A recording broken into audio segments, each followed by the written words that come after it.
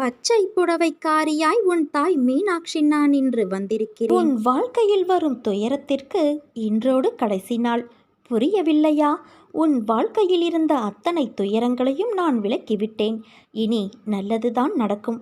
கவலைப்படாமல் நிம்மதியாக நீ இரு. முன்ஜென்ம வினைகளால் விளையும் சுகத்தையும் துக்கத்தையும் நாம் அனுபவித்தே தீர வேண்டும். கர்மத்தை அனுசரித்தே புத்தியும் வேலை செய்யும். ஆனால் விதியால் நிர்ணயிக்கப்பட்டதையும் பக்தன் சுலபமாக தவிர்த்து விடலாம். முன்ஜென்ம கர்மத்தின் விளைவுகளிலிருந்து பகிரத பிரயத்தனம் செய்தாலும் விடுபட முடியாது. அவசியம் நடந்தே தீர வேண்டிய நிகழ்ச்சிகளிலிருந்து தப்புவதற்கு வழியேதும் இல்லை. துக்கங்கள் எவ்வாறு வேண்டப்படாதவையோ அவ்வாறே சுகங்களும் எதிர்பார்க்கப்படாதவை. முன்ஜென்ம வினைகளால் ஒரு மனிதனுக்கு என்னென்ன நடக்கப் போகின்றன என்பது ஞானிகளுக்கு முன்கூட்டியே தெரியும் அல்லவா? அகண்டமாக என்னுடைய நாமத்தை ஜபம் செய்வதே உன் விரதமும் தவமும் தானமும் ஆகும். அவ்வப்பொழுது என்னை வந்து தரிசனம் செய்துவிட்டு போ. கள்ளம் கபடமற்ற பிரேமையோடும் ஒருமித்த மனத்தோடும் என்னை பூஜை செய்து பார். நான் செய்யும் விவரிக்க முடியாத அற்புதங்களை மனத்துள்ளே அனுபவித்துப்பார்.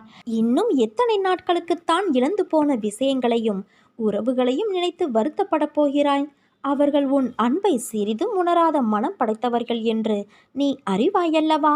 அதை உணர்ந்து தெரிந்த பிறகும் அவர்களுக்காக இன்னும் உன் நிமிடங்களை செலவழித்து உன் வாழ்க்கையின் சந்தோஷத்தையும் நிம்மதியையும் இழக்காதே.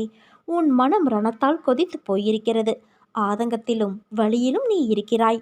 நமக்கென்று ஒரு நாள் வரும், அன்றைக்கு நாம் பேசிக்கலாம் என்று வேதனையில் இருக்கிறாய். நீ பேசி என்ன பயன்? அவர்கள் அப்படித்தான், திருந்தாத மனிதர்கள். அவர்களை கணக்கில் எடுத்து பேசினால் நீதான் நிம்மதி இழப்பாய். அதை ஞாபகம் வைத்துக்கொள். உன்னையும் உன் அன்பையும் கொண்டாடுபவர்கள் இங்கு இருக்கிறார்கள். அவர்களுக்காக நீ சிரி, அழு, வருத்தப்படு, உதவி செய். ஆனால் உன்னை மதிக்காத இடத்தில் ஒரு நிமிடம் கூட தங்காதே. அமைதியாக அவர்களை விட்டு நகர்ந்து வந்துவிடு.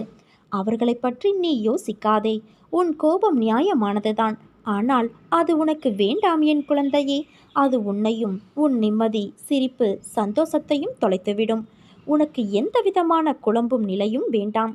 அனைத்தையும் நீ என்னிடம் கேட்டுவிட்டாய். இனிமேல் உனக்கு வரக்கூடிய எல்லா காலமும் நல்ல காலம்தான். எல்லோரும் உன்னை தலை நிமிர்ந்து பார்க்கும் வகையில் உன்னை நான் வெற்றியில் வாழ வைப்பேன். நீ எதற்கும் கவலைப்படாதே. உன் அம்மா நான் இருக்கிறேன்.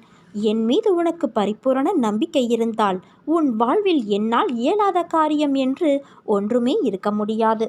ஆனால் உன் இதயத்தில் ஒரு மூலையிலாவது என் மீது அவநம்பிக்கை இருந்தால் என்னை வணங்கியும் உனக்கு பயனேதும் இருக்க முடியாது. என் தங்கமே, உனக்கான காலத்தை நான் உருவாக்கிவிட்டேன்.